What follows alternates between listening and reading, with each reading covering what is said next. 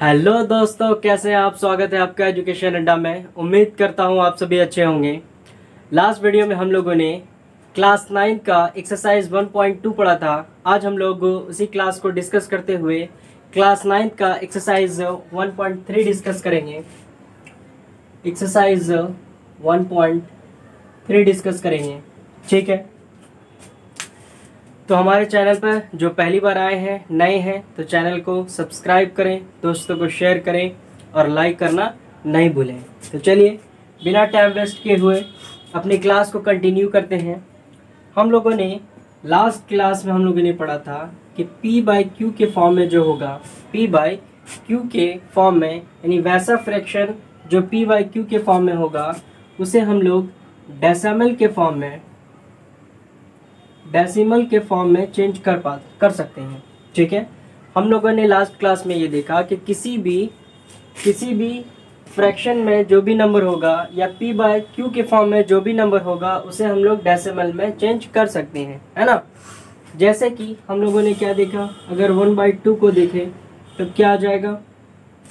तो इसे क्या करेंगे, इसे अगर हम डिवाइड करते हैं, इसे डिवाइड करने के बाद आपका 0.5 आता है ना।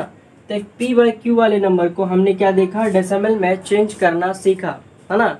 एक P/Q वाले नंबर को, वैसा फ्रैक्शन जो P/Q के फॉर्म में हो उसे हम लोगों ने डेसिमल फॉर्म में चेंज करना सीखा। जैसे 1/2 एक P/Q के फॉर्म में है, फ्रैक्शन का नंबर है ना, उसे हम लोगों ने डेसिमल फॉर्म में चेंज करना सीखा।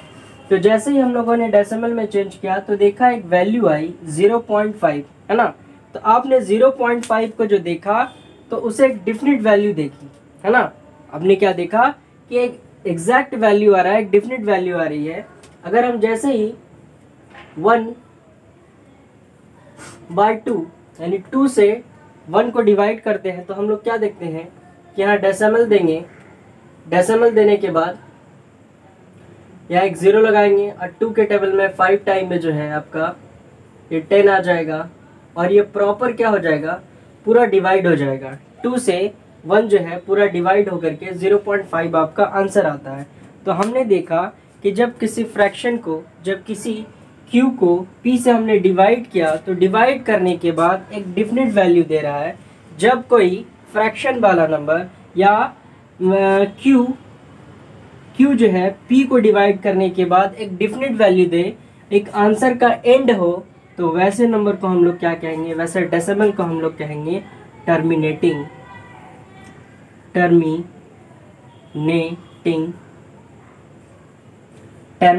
डेसिमल। क्या कहेंगे, टर्मिनेटिंग डेसिमल कहेंगे हम लोगों ने, है ना। कि वैसा फ्रैक्शन अगर Q से P को डिवाइड करते हैं, है ना, Q से P को अगर हम लोग डिवाइड करते हैं तो डिवाइड करने के बाद अगर एक डिफिनिट वैल्यू आ रही है, डिवाइड करने के बाद एक एंड हो रहा है, हाँ, क्वेश्चन का एक एंड हो जाता है, इसका मतलब ये जो डेसिमल का जो फॉर्म होगा ये किस फॉर्म में होगा, टर्मिनेटिंग फॉर्म में होगा, है ना। ये डेसिमल का जो फॉर्म होगा ये किस फॉर्म में होगा, टर्मिनेटिंग फॉर्म में होगा। क्लियर है, समझ रहे हैं आप मेरी बात, आप समझ पा रहे हैं कि टर्मिनेटिंग किसे कहेंगे। टर्मिनेटिंग उसे कहते हैं जब किसी Q से P को डिवाइड करने पर एक डिफिनिट वैल्यू आ जाए, है ना। हाँ, जब डिवाइड करने के बाद डिवाइड का एंड हो जाए तब वैसे डेसिमल के नंबर को हम लोग क्या कहते हैं, टर्मिनेटिंग डेसिमल कहते हैं। क्लियर है, चलिए एक बार आप इसे देख लें और आप इसे उतार लें। और इसका डेफिनेशन जो है आपके स्क्रीन पे भी आता होगा। आप चाहे तो टर्मिनेटिंग का क्या डेफिनेशन होता है वो आप अपने स्क्रीन पर से, हाँ, वीडियो को पॉज करके उतार सकते हैं। क्लियर है, चलिए उसके बाद इस डेसिमल को रिकरिंग भी कहते हैं, रिकरिंग। अब इसके बाद हम लोग देखेंगे रिपीटिंग। चलिए एक दो एग्जांपल ले लेते हैं हम लोग, है ना। टर्मिनेटिंग पे एक दो एग्जांपल ले लेते हैं तो और क्लियर हो जाएगा टर्मिनेटिंग नंबर होता क्या है। जैसे हम लोगों ने एक एग्जांपल ले लिया 1/4, है ना। हमने क्या लिया, एक एग्जांपल ले लिया 1/4। तो अब क्या करेंगे, 1 के टेबल 4 से जो है 1 को डिवाइड करेंगे तब आप क्या देखते हैं कि 1 को बीच में रखते हैं, 4 से इसको डिवाइड करते हैं, क्योंकि ये बड़ा है और ये जिससे हम लोग डिवाइड कर रहे हैं, डिवाइड होने वाला क्या हो रहा है, वो छोटा है। तो हर हाल में इसे आपको क्या करना होगा, बड़ा करना होगा। तो बड़ा करने के लिए आप क्या करेंगे कि यहाँ जो है डेसिमल देंगे, ठीक है। डेसिमल जैसे ही देंगे तो एक जीरो अपने मन से यहाँ पर हम लोग लिख देंगे। जैसे ही डेसिमल देते हैं, डेसिमल देने के बाद एक जीरो हम लोग यहाँ पे लिख देते हैं। तो 4 के टेबल में जो है, 4 के टेबल में 8 आता है, 10 तो आएगा नहीं। 4 के टेबल में 8 कितनी बार में, 2 टाइम में। तो हम लोग क्या करेंगे, 2 देंगे और यहाँ क्या हो जाएगा, 8 हो जाएगा। फिर इसको माइनस करेंगे, है ना। माइनस करने के बाद हम लोग क्या देखते हैं, हम लोग देखते हैं कि यहाँ आंसर जो आ रहा है 2 आ रहा है, ठीक है। उसके बाद क्या करते हैं हम लोगों कि फिर यहाँ हो गया कि ये बड़ी वैल्यू हो गई, ये छोटी हो गई, क्योंकि हमने डेसिमल यहाँ पहले से दे दिया है। इसीलिए हम लोग क्या करेंगे, यहाँ पर एक जीरो और दे देंगे और 5 टाइम में क्या हो जाएगा, ये 20 कट जाएगा, है ना। तो आपने क्या देखा कि जब आपने 1/2 को, हाँ सॉरी 1/4 को जैसे ही डिवाइड किया तो एक डिफिनिट वैल्यू आ रही है। डेसिमल में जो है एक डिफिनिट डेसिमल वैल्यू आ रही है, वो क्या आ रही है ना, सॉरी हाँ 0.25। इसका मतलब है ये 1/2 जो है ये कैसा है, हाँ टर्मिनेटिंग नंबर है ना। इसका जो डेसिमल आएगा वो क्या आएगा, टर्मिनेटिंग फॉर्म में आएगा। क्लियर है। चलिए इसे आप एक बार उतार लें।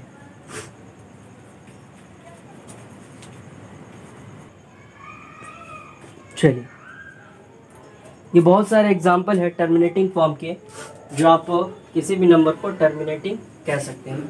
अब इसी में टर्मिनेटिंग में आपसे पूछता है कि विदाउट लॉन्ग डिवीज़न, बिना लॉन्ग डिवीज़न किए हुए आपको बताना है कि कोई नंबर टर्मिनेटिंग फॉर्म में है या नहीं है ना।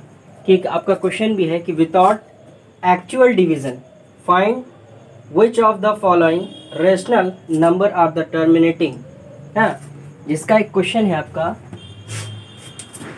एक क्वेश्चन है 5/32, ये आपका क्वेश्चन है। ये कह रहा है कि एक्चुअल जो डिवीज़न होता है, लॉन्ग डिवीज़न जो होता है, जिस तरीके से भी हमने डिवाइड किया है, इस तरीके से डिवाइड बिना किए हुए आपको बताना है कि ये जो नंबर आएगा, इसका जो डेसिमल फॉर्म आएगा, ये टर्मिनेटिंग है या नहीं है, ठीक है। तो बिना डिवीज़न किए हुए हम किसी भी नंबर को टर्मिनेटिंग फॉर्म में कैसे लिखेंगे, ये हम देखते हैं, ठीक है।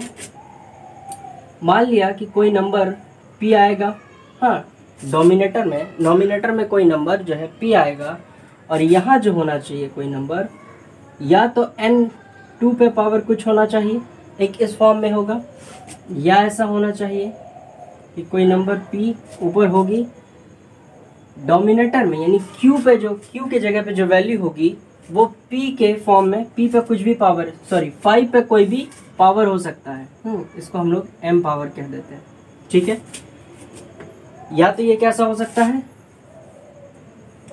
2 पे पावर n हो सकता है, यानी n के मतलब कुछ भी वैल्यू हो सकती है, 2 पे पावर कुछ भी हो सकता है। जब कोई नंबर इस फेस में होगा तब हम कहेंगे कि ये टर्मिनेटिंग डेसिमल फॉर्म में है, ठीक है।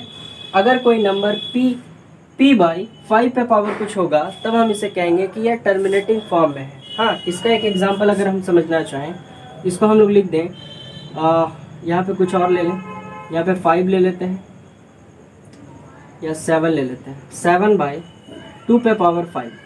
तब हम क्या कहेंगे कि ये जो नंबर है बिना डिवीज़न किए हुए हम कह सकते हैं कि ये जो है टर्मिनेटिंग फॉर्म में है।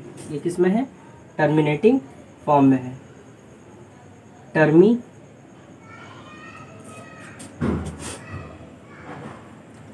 टर्मिनेटिंग डेसिमल है इसका।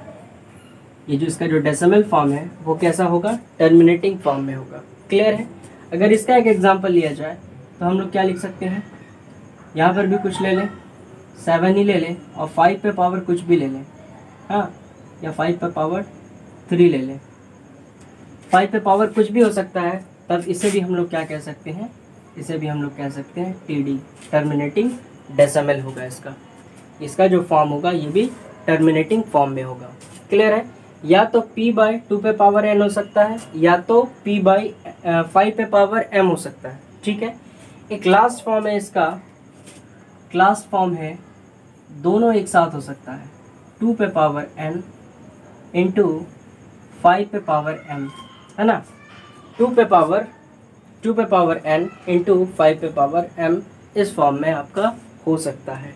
अगर ये 3 फॉर्म में, अगर कोई भी नंबर इस 3 फॉर्म में आपको दिखता है तो आपको समझ जाना है बिना डिवाइड किए हुए कि ये नंबर कैसा है, टर्मिनेटिंग डेसिमल वाला नंबर है ना। क्लियर है, समझ रहे हैं आप मेरी बात? ठीक है, चलिए अब इसका काम कैसे आता है और इसका यूज़ हम कैसे पहचानेंगे कि ये 2 टू पावर n नंबर में है, या ये क्लियरली इस तरीके से नंबर दिया होगा, या इसे हम ये नंबर कुछ और होगा, उस नंबर को इस फॉर्म में चेंज करके हमें पता करना होगा कि ये नंबर टर्मिनेटिंग डेसिमल है या नहीं है। तो उसी तरीके से हम इस क्वेश्चन को लेते हैं और आप चाहे तो इसे उतार लें एक बार। क्लियर है, एक बार आप इसे उतार लें। चलिए वीडियो पॉज करके आप इसे उतार सकते हैं।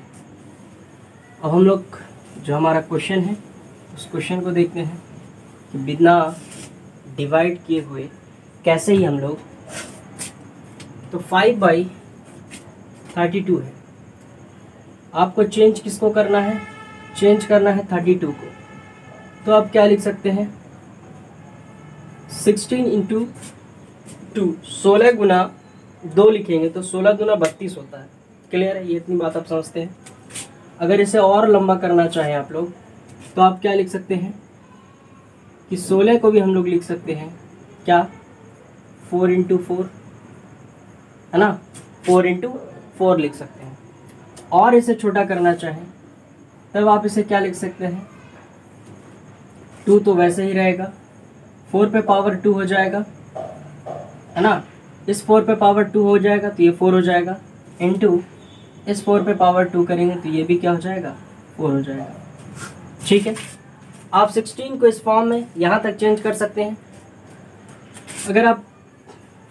अगर आप पावर के प्रॉपर्टीज़ को जानते होंगे और पावर के बिहेवियर्स को जानते होंगे तो आप ये समझते होंगे बड़े अच्छे तरीके से कि अगर कोई बेस सेम है, कोई नंबर है जिसका बेस सेम है और पावर क्या है, मल्टीप्लाई हो रहा है उसका, है ना। पावर जैसे बेस सेम है, 2 इंटू 2 इंटू 2 है और इसके पावर में वेरिएशन हो रहा है, यहाँ 1 है, यहाँ 2 है, यहाँ 2 है, तो हम क्या करते हैं, जब बेस सेम होता है तो पावर को क्या करते हैं, ऐड करते हैं, है ना।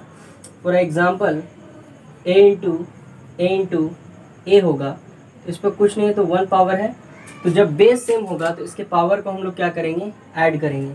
तो जैसे ही पावर को ऐड करेंगे तो इसका पावर क्या हो जाएगा, 3 हो जाएगा। क्लियर है, आई होप इतनी बात भी आप मेरी समझ रहे होंगे और जो पावर का जो कॉन्सेप्ट है वो भी आप समझते होंगे। ठीक है, तब आप क्या करेंगे, तब आप इसे लिख सकते हैं 2 to 4 and 5, यानी कि 2 पे पावर 5 आप लिख सकते हैं। आपने देखा p कोई नंबर था, उसके डिवीज़न में जो m 2 पे पावर n आया ना, इस हम तो ये कहेंगे कि this is a terminating form,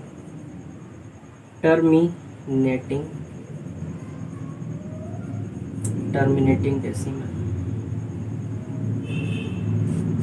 ये कैसा है, टर्मिनेटिंग डेसिमल के फॉर्म में है और बिना डिवाइड किए हुए, बिना लॉन्ग मेथड से इसे डिवाइड किए हुए हम ये बता सकते हैं कि ये कैसा है, टर्मिनेटिंग फॉर्म में है। क्लियर है, समझ रहे हैं आप मेरी बात? चलिए, इसी पे बहुत सारा एग्जांपल है। अब बना सकते हैं बिना डिवाइड किए हुए, लॉन्ग मेथड से डिवाइड किए हुए बता सकते हैं।